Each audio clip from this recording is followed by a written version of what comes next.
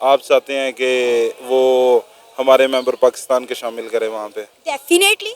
तो पाकिस्तान की दीवारें जो भरी पड़ी है, अमेरिका का जो यार है, गद्दार है, गद्दार है। वैसे आपको अमेरिका पसंद नहीं है, हाँ। तो ये क्या तरीका है? वो भी मतलब कि मरना अपने मुल्क में चाहते हैं, जीना बाहर चाहते हैं। 3 मजीद इंडियन को डोनाल्ड ट्रंप की टीम में ऐड किया जा रहा है।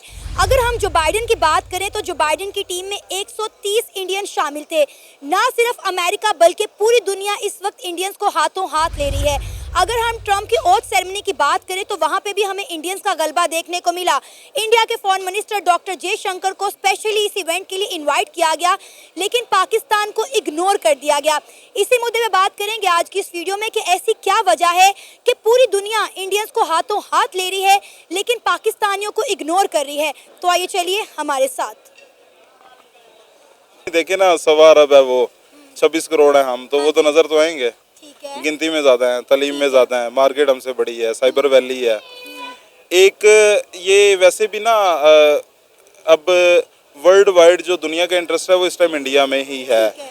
वो मार्केट बहुत ज़्यादा है, मार्केट बहुत बड़ी है इकोनॉमिकली भी, और वैसे भी आप देख लें वो लोग हमसे, उनका लिटरेसी रेट भी हमसे ज़्यादा है। No doubt. और तो फिर आप क्या चाहती हैं कि वहाँ पे पाकिस्तानी होने चाहिए? डेफिनेटली होने चाहिए, इक्का दुक्का तो होना।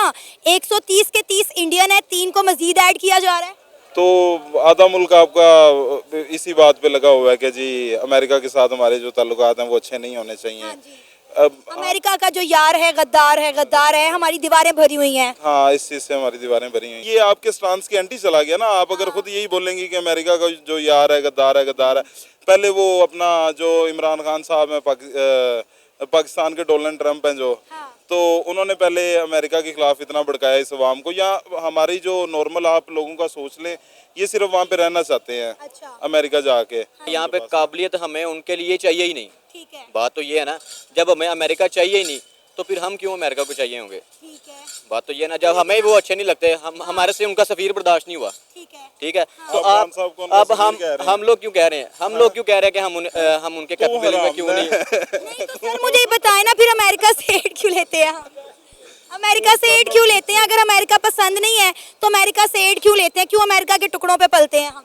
जाहिर है वो शुरू से हम अमेरिका से एड नहीं ले रहे। अब कौन सी नहीं ले रहे हैं। कौन सी चल रही है? सर आप छोटे छोटे हम जो है लोन के लिए उनके तरले मिन्नतें करते हैं कि हमें पैसे उनके नहीं करते, हम IMF के करते हैं। IMF अलग चीज़ है, अमेरिका अलग चीज़ है। तो अमेरिका जो हर साल हमें जो एड देता है वो कौन सी एड? लास्ट यूएस एड की बात कर रही हूँ मैं, यूएस एड की बात। खत्म हो गई है। पहले बिजली के बिलों में लग के आती थी, खत्म हो गई है। अब नहीं मिल रही है। कहाँ पे आ रही है? जैसे डोनाल्ड ट्रंप ने ओथ संभाला है, उन्होंने ये फैसला किया है कि तमाम ममालिक को जो एड दी जाती है मिस्र और इसराइल के अलावा सबकी एड बंद कर दी गई। उसमें पाकिस्तान भी शामिल है, बांग्लादेश भी शामिल है और यूक्रेन भी शामिल है। अमेरिका के डोनाल्ड ट्रंप ने इंशाल्लाह जो हालात कर देने हैं, इसे एड लेनी पड़नी है। अच्छा। इसने देनी कैसे है?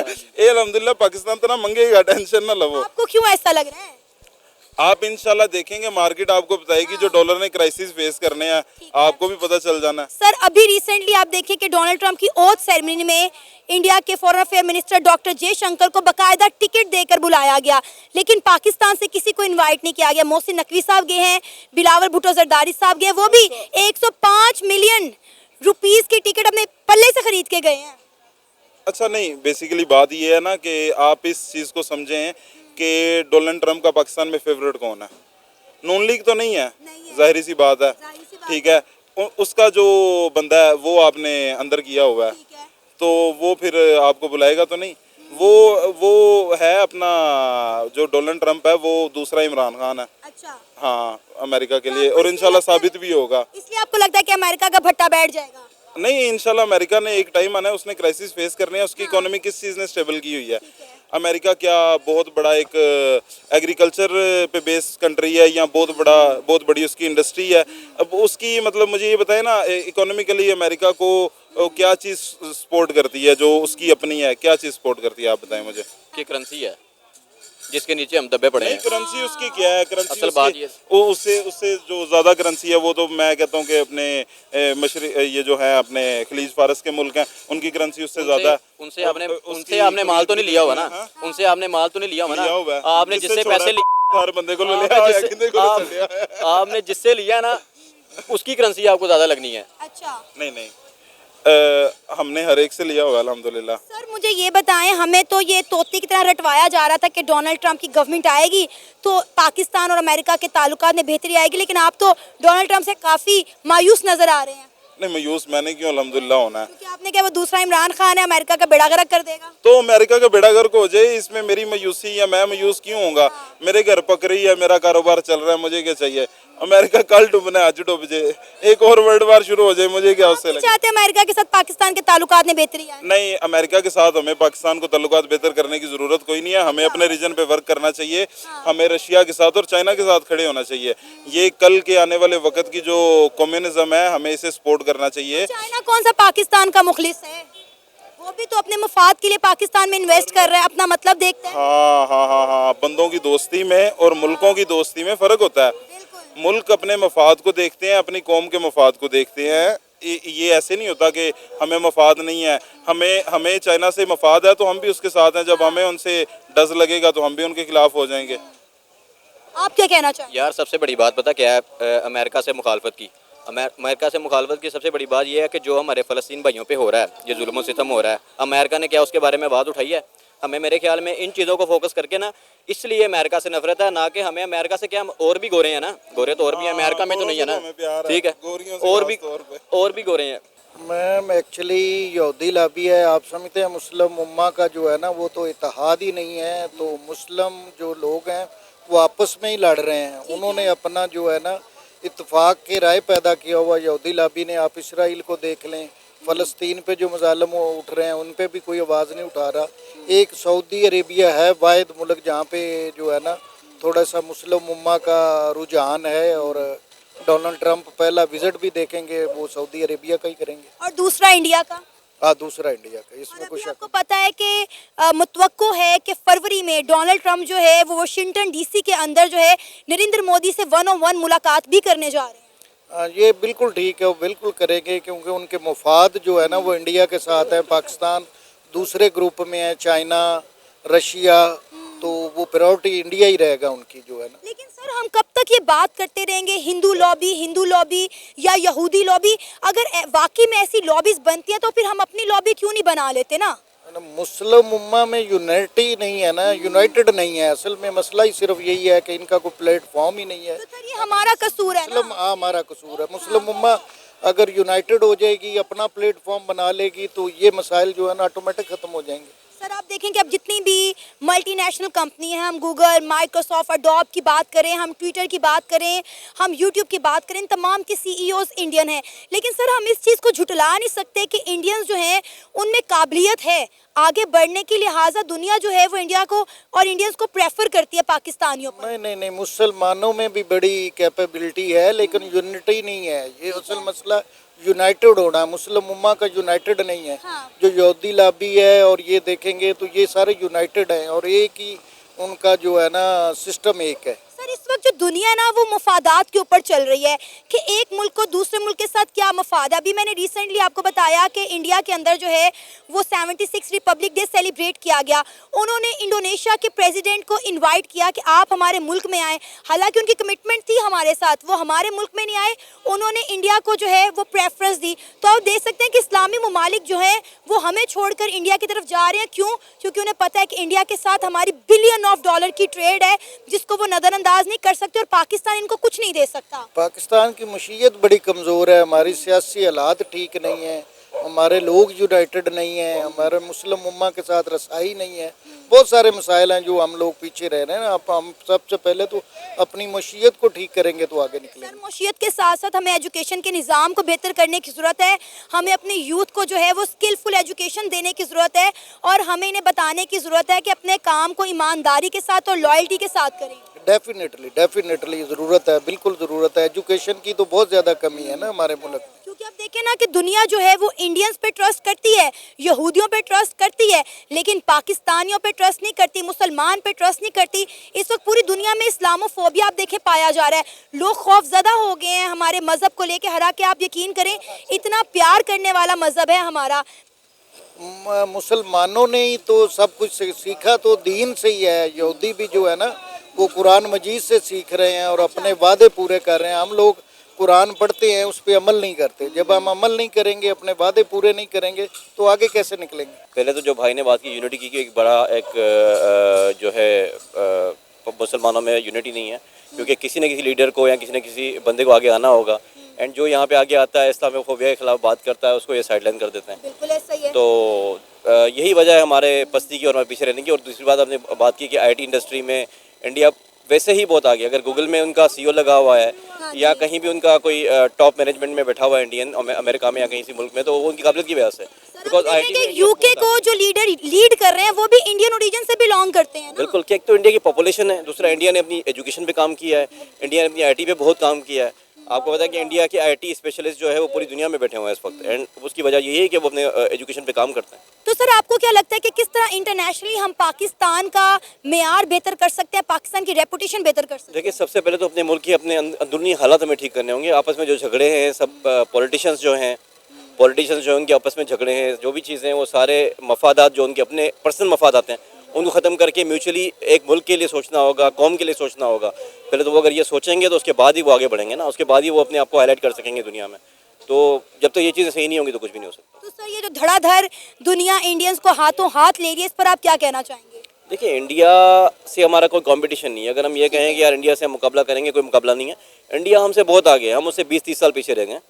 तो हमें इंडिया के से कॉम्पीट करने के लिए अपनी काफ़ी चीज़ों को बेहतर बनाना होगा, जिसमें एजुकेशन है, हमारी आईटी इंडस्ट्री है, हमारे जो डिप्लोमेटिक जो ताल्लुकात हैं दूसरे मुल्कों से वो, प्लस में हमारे अंदरूनी हालात जो है उसको देखना होगा। क्योंकि दुनिया भर में आपकी एक पिक्चर जो गई हुई है वो ये गई हुई कि पाकिस्तान, अगर कोई भी फॉरेन से पाकिस्तान की बात करेंगे, हम बाहर मुल्कों में जाते हैं, किसी फॉरेनर से पाकिस्तान की बात करते हैं, तो उनके दिमाग में सबसे पहले ख्याल आ जाता है कि यार वहाँ टेररिस्ट एक्टिविटीज़ होती हैं, ये होता है, वो होता है। तो ये इमेज बेसिकली बेहतर करने की ज़रूरत है। दहशतगर्द जो है सो कोल्ड बना दिया गया है, हमारे माथों पे लेबल लगा दिया गया कि पाकिस्तानी जो है वो दहशतगर्द हैं। आप देख लें कि हम जब भी किसी दूसरे मुल्क में जाते हैं तो कैसे एयरपोर्ट पर हमारी चेकिंग की जाती है, हमारा ग्रीन पासपोर्ट देखकर हमें कैसे जो है दूसरी लाइन में खड़ा कर दिया जाता है। ऐसा ही है बिल्कुल, क्योंकि हमारे पासपोर्ट की वैल्यू नहीं रही, वो उसकी वजह यही है। ये जो हमारे सारे सो कॉल्ड पॉलिटिशियंस हैं जो अपने मुफाद के लिए यहाँ पे बैठे हुए हैं, बेसिकली उनको सोचना चाहिए और अपने मुल्क के इमेज को बेहतर बनाने के लिए कुछ जो है पॉलिसीज़ लानी चाहिए और म्यूचुअली सोचना चाहिए, सबको मिलके सोचना चाहिए। सबसे पहली बात है कि इंडियन हैं जो उन्होंने अपना दुनिया में एक अतमाद कायम किया है, ठीक है। इसकी रीज़न ये है कि वो जहाँ भी जाते हैं वो पहले तो ये सोचते हैं काम करना है। ठीक है। अगर ये पाकिस्तानी है, अच्छी बात है, पाकिस्तानी बहुत अच्छे हैं माशाल्लाह, मुस्लिम है, हम प्राउड है हमें मुस्लिम होने पे, ठीक है। जो इंडियन है वो सबसे पहले उनका काम ये होता है कि हमने वर्क पे फोकस करना अपना, ठीक है। जो अपनी नेशन में देखा जाए तो इसमें ये रीज़न है कि ये जाकर बस ये देखते हैं कि हमने मतलब आप पंजाबी में कह लेंगे हमने मतलब चूना किसको लगाना है, हाँ जी। ये सबसे पहले देखते हैं जाकर। इंडियन है जो आपको पता है कि इन्होंने अपना तमाद कायम किया। लास्ट ईयर मैं दुबई में था, ठीक है, उधर मैं रहता था गोल्ड सूक में, ठीक है। उधर मेरे साथ 2 इंडियन थे, 2 बंगाली थे और 3 पाकिस्तानी थे, ठीक है। मैं इधर बैठा हुआ था नीचे, मैं आपको अपना ही किस्सा बताने लगा हूँ। तो जो पाकिस्तानी थे वो बेरोज़गार थे उधर, ठीक है। मैंने उनसे पूछा, मैंने कहा यार इसकी रीज़न क्या है? कहता है इसकी रीज़न बेसिक ये है कि जब हम जॉब के लिए अपनी CV जमा करवाते हैं, ठीक है, इंटरव्यू लेके बुला लेते हैं, जब इंटरव्यू देने जाते हैं सबसे पहले वो हमें क्वेश्चन करते हैं कि आप इस मतलब आप प्रोविंस से हो, उसके बाद आप डिस्ट्रिक्ट कौन सा पूछते हैं, ठीक है। उसके बाद जब हमें फिर भी बहुत मुश्किल से मतलब जॉब मिलती है हमें। इसकी रीज़न ये है कि हम पे बिलीव नहीं करते वो, ठीक है। तो जो इंडियन थे उससे मैंने पूछा, मैंने कहा यार आपका क्या कहता है? हम जब भी जाते हैं हमें मतलब CV देनी देखते हैं तो हमें जॉब दे देते हैं, ठीक है, ठीक है। बंगाली था, बंगाली कहता हमें भी यही रीज़न है कि जॉब मिल जाती है। तो मैंने और भी थोड़ा एक्सप्लोर किया उसको, तो उसमें देखने की बात यह है कि 1-2 पाकिस्तानी बहुत हैवी स्कैम करके जा चुके थे उधर से, ठीक है। अभी देखें इंडियन की जो एक केरला स्टेट है, उसमें लिटरेसी रेट मेरे ख्याल से 90+ है, अच्छा, ठीक है। गोल्ड सूक में अब जितने भी बिजनेसमैन हैं वो सारे केरला के हैं। तो है तो वो नॉन मुस्लिम, पर उनको मतलब हम उनकी तारीफ़ कर सकते इस वजह से क्योंकि वो अपने कामयाबी की तरफ डेवलपमेंट में ज़्यादा फोकस अपने काम के साथ लॉयल हैं, वो ईमानदारी से अपने काम को अंजाम देते हैं और दुनिया का इंडियंस पे ट्रस्ट बन चुका हुआ जी है। ऐसे ही है, बिल्कुल ऐसे ही है। और इंडियन जो है वो अपनी उनकी देख लें जो सॉफ्टवेयर वो हाउसेज हैं वो बड़े लेवल के बना दिए उन्होंने, मतलब गवर्नमेंट उनको सपोर्ट करती है। इधर पाकिस्तान में देखें कि सॉफ्टवेयर हाउसेज बने अभी तक लॉन्च हो रहे हैं।